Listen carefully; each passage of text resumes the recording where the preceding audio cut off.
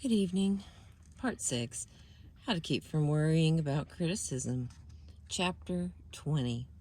Remember that no one ever kicks a dead dog.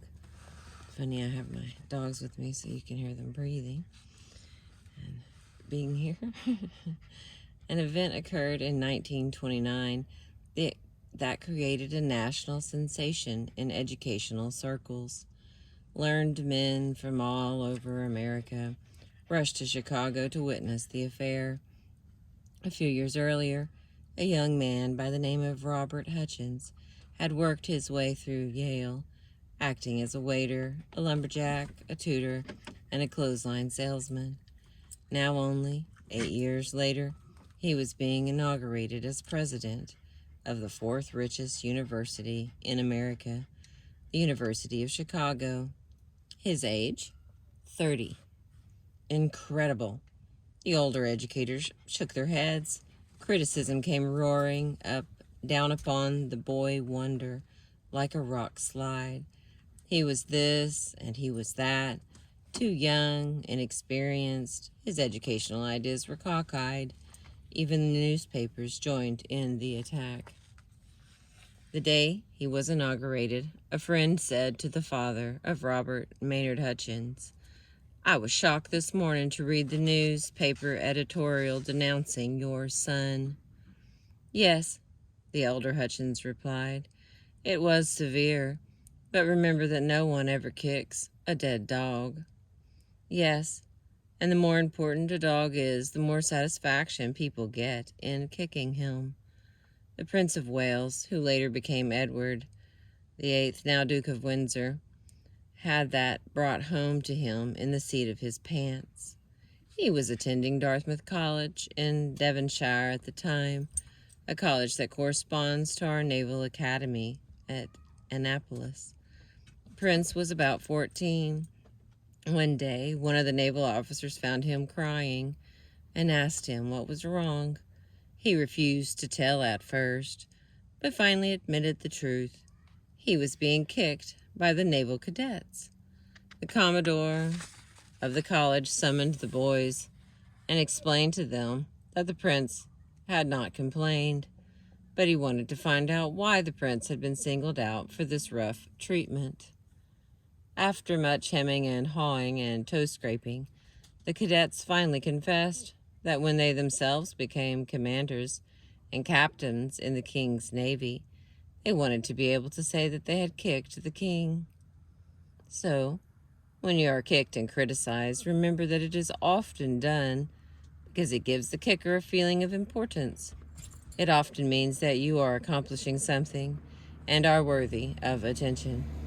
Many people get a sense of savage satisfaction out of denouncing those who are better educated than they are or more successful.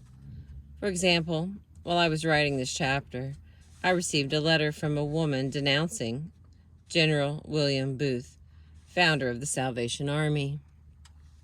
I had given a laudatory broadcast about General Booth, so this woman wrote me saying that General Booth had stolen $8 million of the money he had collected to help poor people.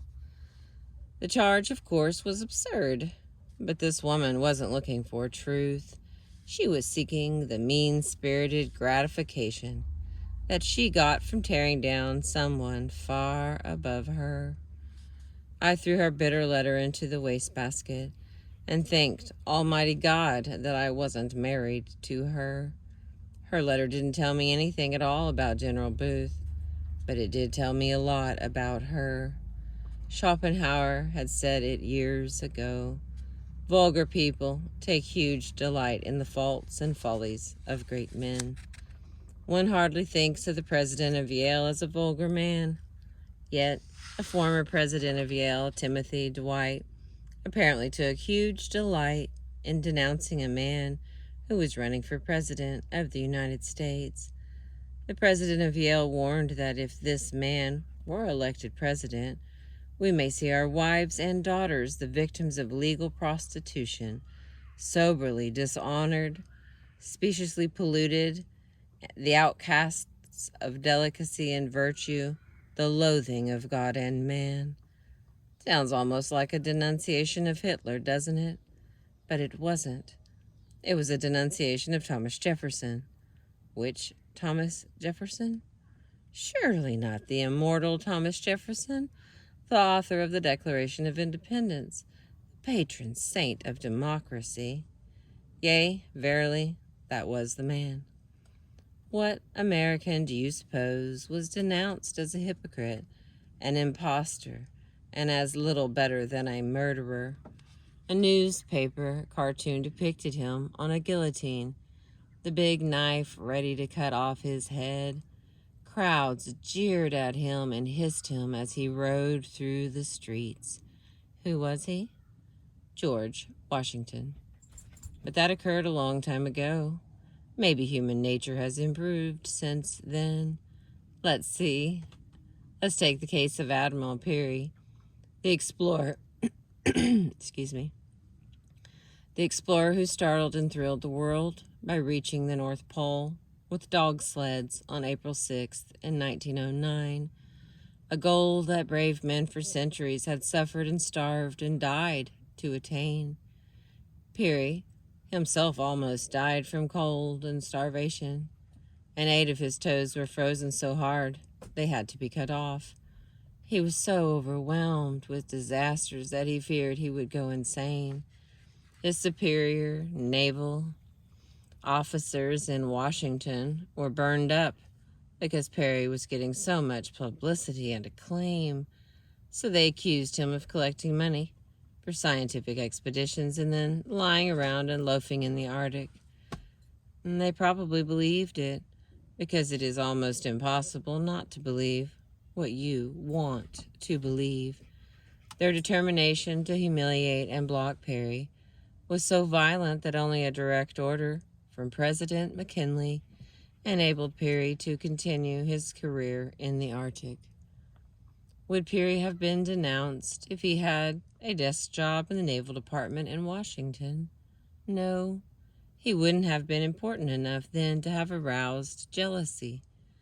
General Grant had an even worse experience than Admiral Peary.